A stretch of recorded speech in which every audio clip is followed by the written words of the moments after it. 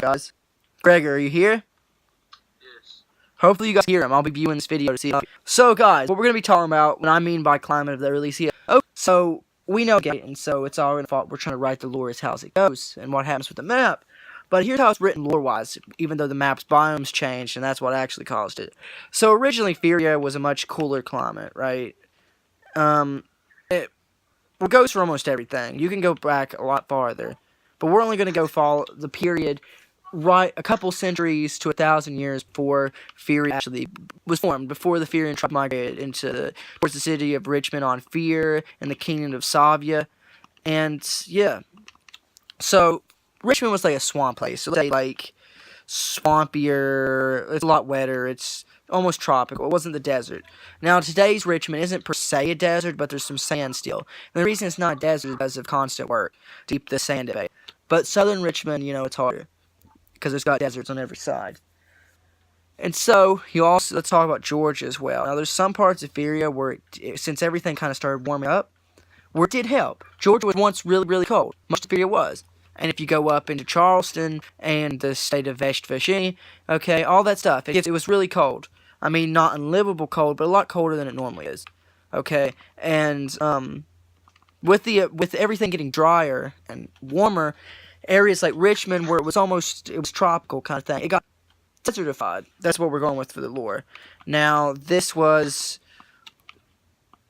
about a century or two after the Fear had migrated into Richmond.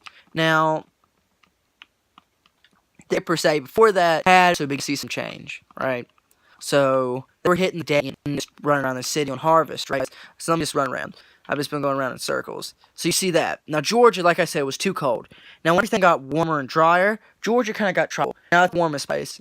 Temperate now. We're like South Carolina, North Carolina, so it is kind of warm. Mind that some of the map looks stupid, guys. I've been going through some of the old maps to get rid of stuff built by idiots. And, some slowly getting it. I'm doing the capital city of this planet first. And, so places like Georgia now is tropical birds. Now, none of Feria now is necessarily tropical enough for any tropical fish, unless you go outside of the original states, out of the original republics, into unconquered, uncivilized lands, right? Sorry about that. So yeah, and now let's talk about Jarea. Jarea itself has always been kind of swampy.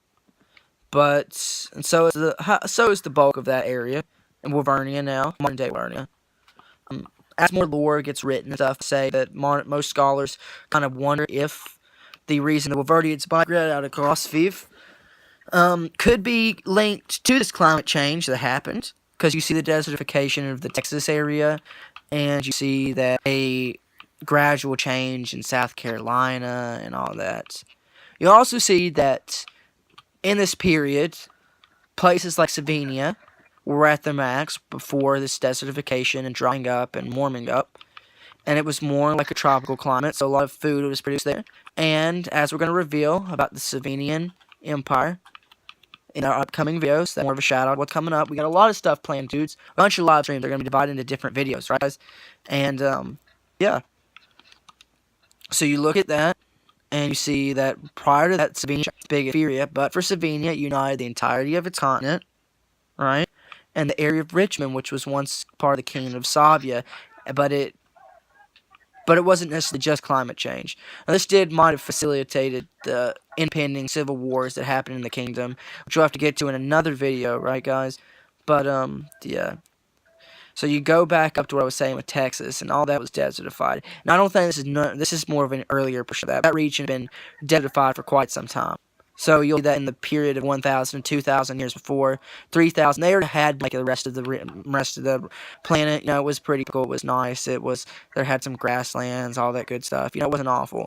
But now you have the Wavernian tribes migrating southwards into cooler lands and climates.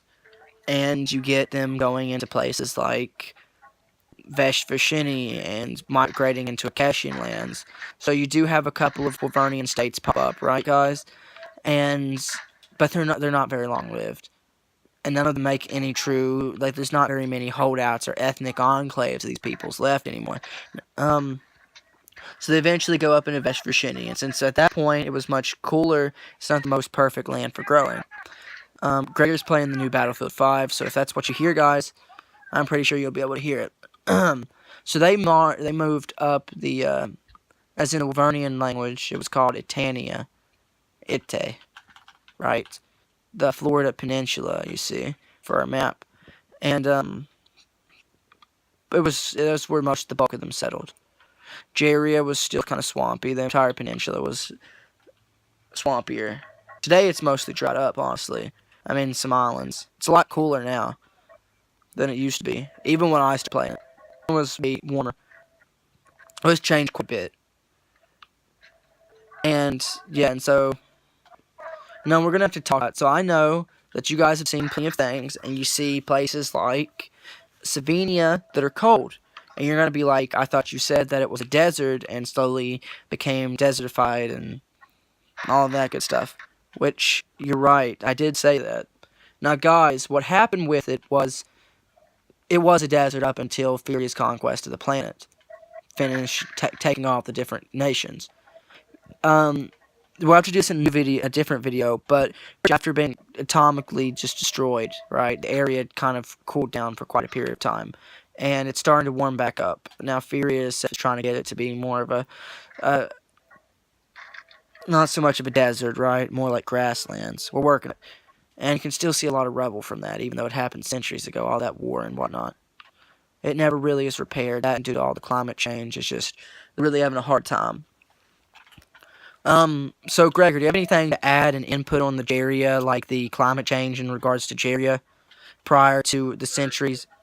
What is it, Gregor? So, Jaria had a problem with climate change as well, because it wasn't really a problem. It's more of like a good thing.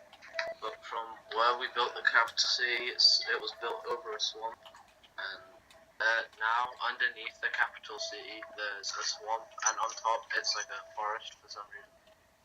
Talking about like, or are you still talking about like Earth, or are you talking about the Newlands? I'm talking about the Newlands.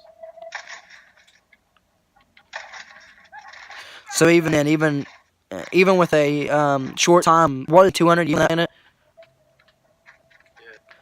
Yeah. Yeah, it's already faced something. But like that wherever Furia goes. Now, there's some planets that we've barely affected, guys, because frankly, we just don't care. There's not been much of a colonization effort. And humanity is slowly switching to different means of energy. Furia's got a solar power Richmond. But still, fossil fuels reign supreme, guys. Honestly, though. It's going to be a while before Furia really switches. This video, guys. Now, we will be doing more live streams depending on the different things. We're doing a lot of topics. We'll be bringing you news and whatnot tonight, since I don't get to do this a lot. I'll see you next time, guys. Well, more like in the next. See y'all.